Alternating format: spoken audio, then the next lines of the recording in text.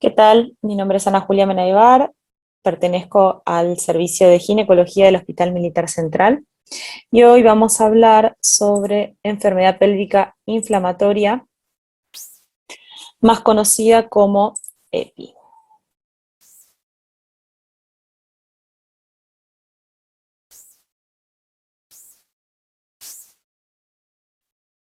Les comparto pantalla y arrancamos. Bien.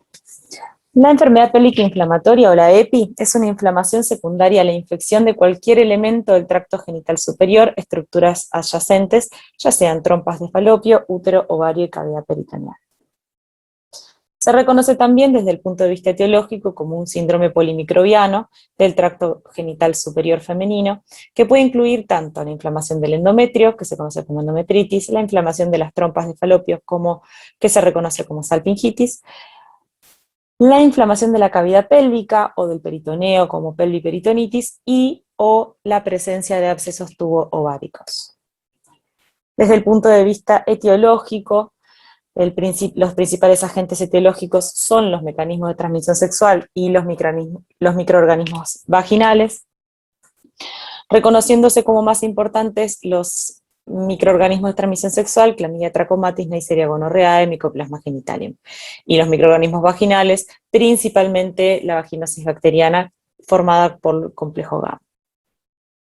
Más del 85% de las infecciones se deben a microorganismos que generan enfermedades de transmisión sexual o vaginosis bacteriana, como les decía previamente, mientras que solo el 15% restante se puede deber a microorganismos respiratorios o entéricos, que pueden llegar a colonizar el tracto genital inferior yendo hacia el superior. Uno de los agentes más importantes es la Chlamydia trachomatis, se conoce como un parásito intracelular obligado, lo que quiere decir que no fabrica por sus propios medios energía, sino que necesita de otras células vivas para desarrollarse. Prevalece en mujeres menores a 25 años y como dato relevante hay que tener en cuenta que cursa de manera asintomática en el 80% de los casos, motivo por el cual es muy importante la pesquisa. El segundo agente etiológico más importante es la Neisseria gonorrhoeae, es un diplococo gram negativo, oxidasa positivo, que solo en el 35% de los casos puede llegar a generar una secreción mucopurulenta, entonces siempre hay que sospecharla ante factores de riesgo.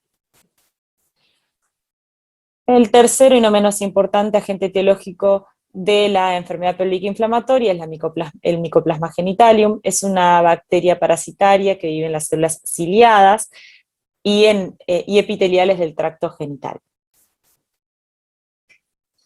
Hay una clasificación clínica de la EPI asociada a los microorganismos causantes que, según en la New England Journal of Medicine, que dice que clínicamente, de acuerdo a la progresión de la infección, puede dividirse en una infección aguda, una infección subclínica o una infección crónica.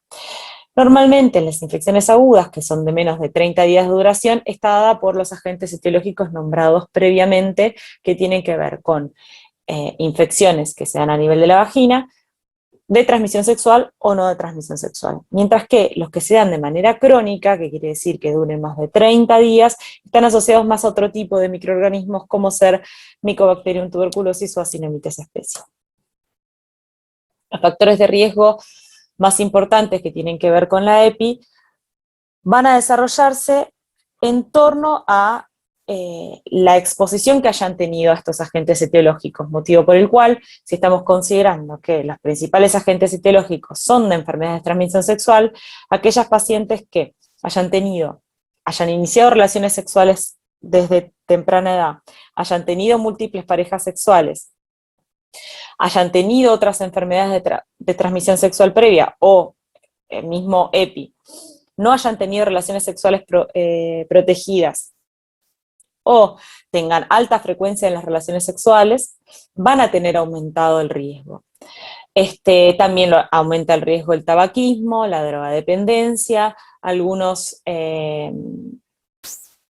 haber tenido en algún momento maniobras instrumentales, como por ejemplo la inserción de un DIU o una histerosalpingografía en el caso de que hayan tenido que hacer tratamientos de fertilidad, histeroscopía o fertilización asistida.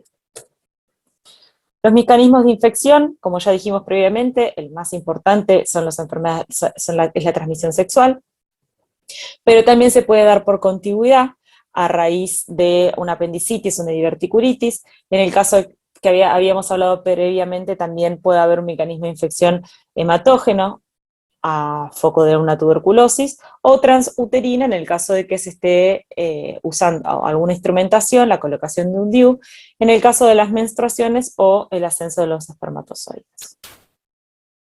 La EPI se origina por el ascenso espontáneo de microorganismos desde el cérvix o vagina al endometrio causando endometritis. Luego se disemina en las trompas de falopio y órganos adyacentes.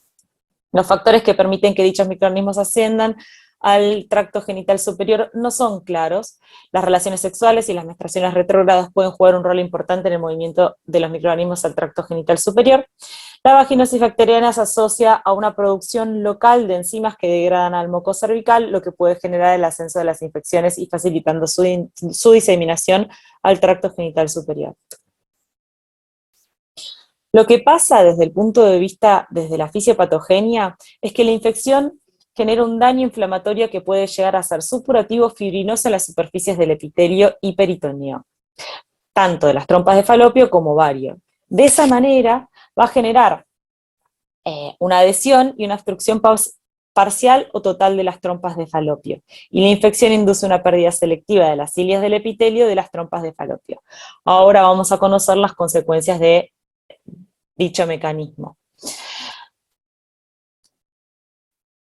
En este caso, esta es una foto en la que se presenta la diferencia entre un epitelio ciliado de las trompas de falopio sin haber tenido ninguna afección, y en el dibujo B, en la fotografía B, se ve una imagen de las trompas de falopio afectadas previamente. Bien, lo que sucede entonces, de acuerdo al tipo de transmisión que nombramos previamente, hay un ascenso de los microorganismos al tracto genital superior que genera una respuesta inflamatoria, que esto consiste en una vasodilatación, transudado de plasma, destrucción del endosálpix y de esta manera un exudado purulento, que puede o no salir a la luz tubárica y dirigirse a la cavidad pélvica, pudiendo llegar a generar una peritonitis pélvica. Desde el punto de vista clínico, y esto es lo más importante, es que es de difícil diagnóstico porque tiene un gran espectro en la sintomatología o signos que presenta, y solo el 4% de las pacientes van a presentar una sintomatología florida, que tenga fiebre, náuseas, vómitos, descarga vaginal purulenta y dolor abdominal. Por este motivo es tan importante que la pesquisa se haga en pacientes con factores de riesgo, que son los que ya nombraron, y ante la duda o presentar alguno de los síntomas más claros de la EPI, siempre derivar al ginecólogo en el caso de no serlo, o empezar un tratamiento empírico. En el 95% de los casos, la paciente cursa con un dolor abdominal bajo. Puede tener aumento en el flujo vaginal, que ya lo conocíamos como mucopurulento, pero es poco probable que esto pase. Ya con el dolor abdominal bajo en una paciente con factores de riesgo, ya se tendría que empezar a sospechar de una enfermedad pélvica inflamatoria, habiendo descartado previamente otras causas. Puede haber sangrados uterinos anormales, sí, urinarios también, síntomas digestivos también. Lo que se hace en la revisación clínica al tacto bimanual, se manifiesta un dolor a la movilización del cuello uterino, a la lateralización del cuello uterino, que se conoce como signo de Frenkel positivo. A la palpación de los anexos puede haber dolor anaxial en la exploración, y en la especuloscopía se puede ver una cervicitis o descarga endocervical purulenta. Hay algunos de los casos en los que puede haber fiebre, pero esto no es un diagnóstico de certeza, y en el caso de que haya una masa pélvica ya vamos a estar hablando sobre casos avanzados. Como decíamos antes, con los criterios mínimos se inicia la terapia empírica para EPI, que son el dolor o la sensibilidad uterina y o anexial, y dolor o sensibilidad a la movilización cervical. El retraso en el tratamiento aumentaría el riesgo de las secuelas a largo plazo, que son las que las vamos a hablar posteriormente. Como decíamos antes, hay criterios adicionales que aumentan la especificidad diagnóstica, que haya fiebre, que tiene que ser más de 38 grados centígrados, flujo anormal mucopurulento cervical o vaginal o friabilidad cervical, hallazgo de abundantes leucocitos en la observación de secreciones vaginales al microscopio óptico. Si no se presenta ninguno de estos dos últimos signos, es poco probable la presencia de EPI, pero hay que seguir buscando causas del dolor pélvico. Hay criterios más específicos para el diagnóstico de EPI, que pueden llegar a ser la biopsia endometrial con muestra histopatológica para endometritis. Este no es un estudio que se haga habitualmente, simplemente se sabe que es mucho más específico, pero no se suele hacer habitualmente. En la ecografía ginecológica transvaginal o una resonancia magnética de pelvis puede llegar a haber signos de infección, o sea, que tengan que ver con infección, pero tampoco son diagnósticos de certeza de EPI. Por ejemplo, que hayan trompas de falopio engrosadas o con contenido líquido que puede estar asociado o no a presencia de líquido libre en pelvis o en complejo tubovárico, Doppler positivo sugestivo de infección pélvica, que quiere decir que haya hiperemia tubárica. Bien. Desde el diagnóstico vamos a ver las diferencias, las ventajas y las desventajas de la laparoscopía.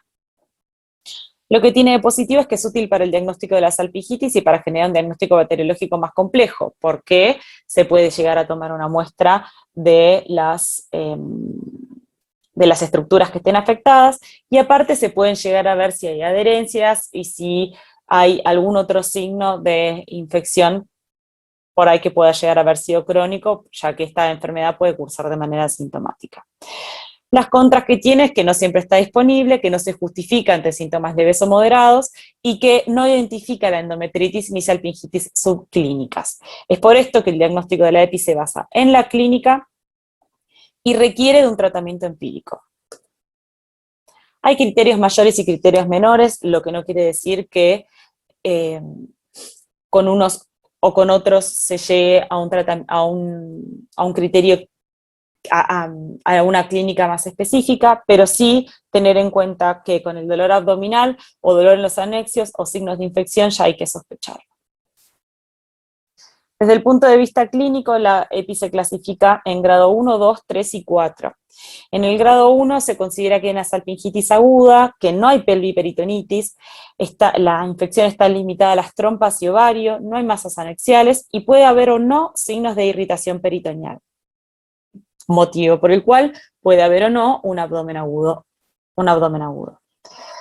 En el grado 2, la salpingitis aguda se acompaña a una pelviperitonitis. En el grado 3 ya hay presencia de absceso tubovárico, y en el grado 4 se puede llegar puede llegar a manifestarse una rotura de ese mismo absceso y a continuación shock séptico.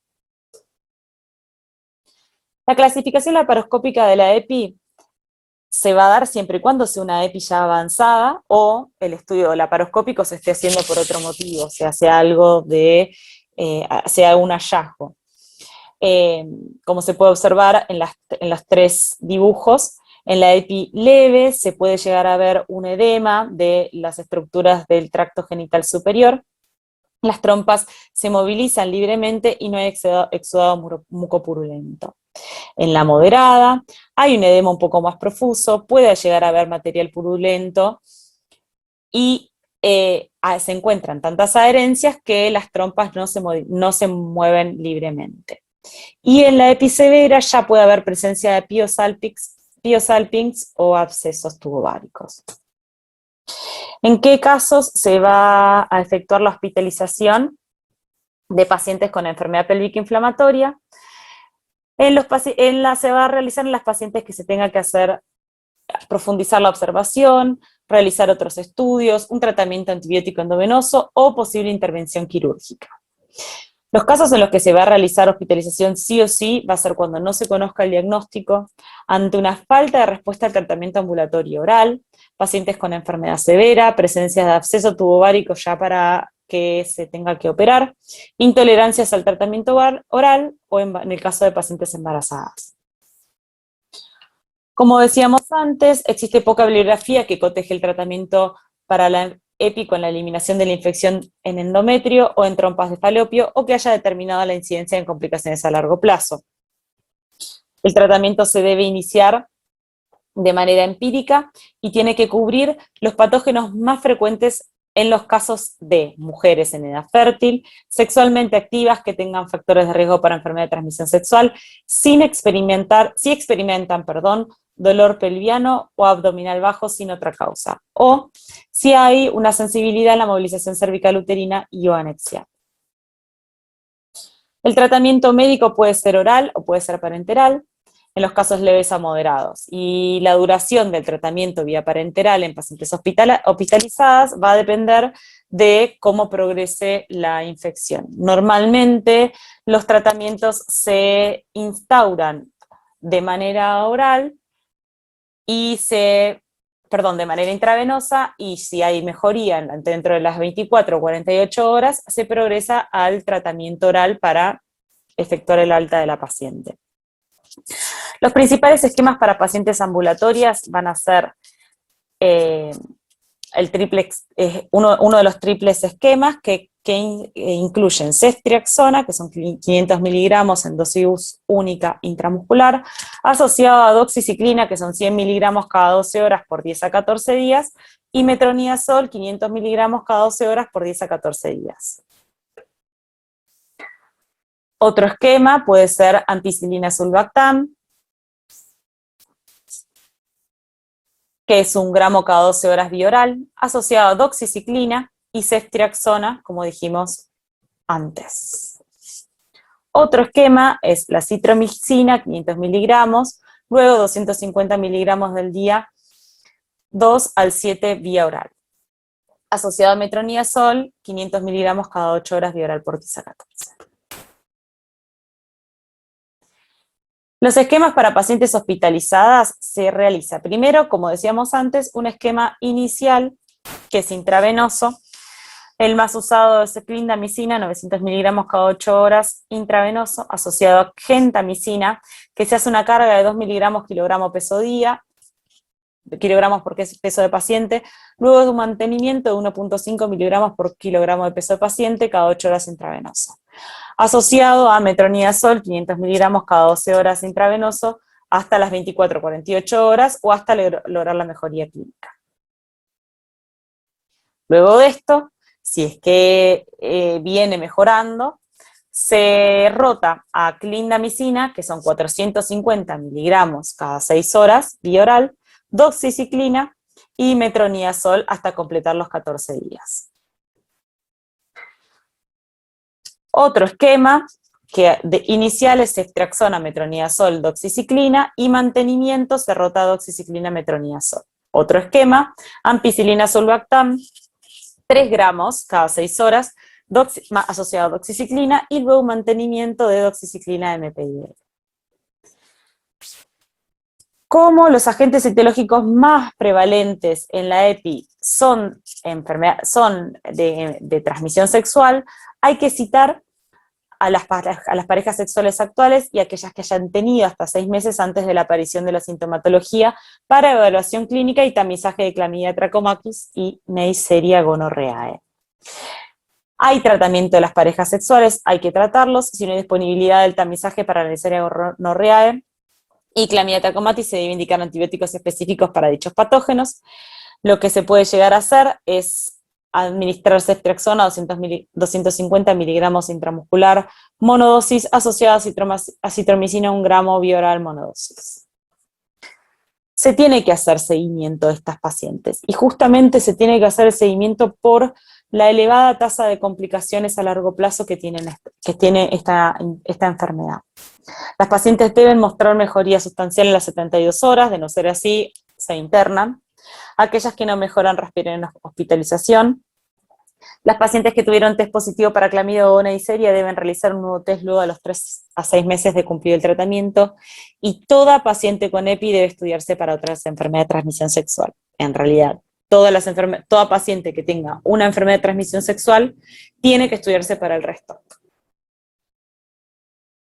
Desde la conducta que se toma en pacientes usuarias del DIU, solamente se va a realizar la remoción del mismo en pacientes con EPI que no, que hayan tenido, que se hayan colocado un DIU en a menos de un mes desde la aparición de los síntomas. Si la colocación del DIU fue a más de un mes, no se considera que dicha colocación tenga que ver con la presencia de la infección. En pacientes con VIH-Sida no cambia el tratamiento antibiótico. Se va a realizar tratamientos quirúrgicos si existen abscesos mayores de 8 centímetros en estadios 4, en los cuales se procederá al drenaje quirúrgico por vía laparoscópica. Bien. Y de lo que estábamos hablando previamente eran de las complicaciones a largo plazo que podían llegar a tener. Justamente por generar infecciones a nivel de las trompas de falopio que generan adherencias, pueden no permitir que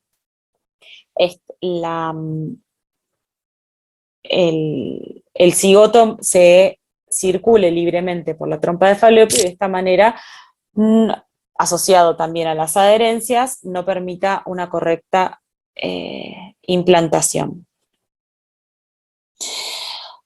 Otra de las complicaciones que pueden llegar a haber es dolor pélvico crónico, también generado por las adherencias, y bueno, y la presencia de embarazo ectópico que genere que el cigoto se encuentre adherido a las paredes de las trompas de falopio, de esta manera no implante en el lugar correcto. Como conclusiones, se puede decir que la EPI es una patología frecuente en mujeres jóvenes con manifestaciones clínicas muy variadas. Aunque la etiología es polimicrobiana, los patógenos más prevalentes incluyen Neisseria gonorrhoeae, Clamidia trachomatis y las bacterias asociadas al complejo GAM. Las complicaciones derivadas de esta infección son esterilidad, embarazo ectópico y dolor pelviano crónico. El diagnóstico generalmente es clínico, no existe un esquema antibiótico ideal. Dichos esquemas se van modificando a lo largo del tiempo. Su prevención está vinculada a medidas para la prevención de las enfermedades de transmisión sexual, manejo correcto de las enfermedades, de las infecciones del tracto genital inferior, y las pesquisas periódicas de Clamidia trachomatis en mujeres jóvenes o con alto riesgo de enfermedad de transmisión sexual. Eso es todo. Muchas gracias.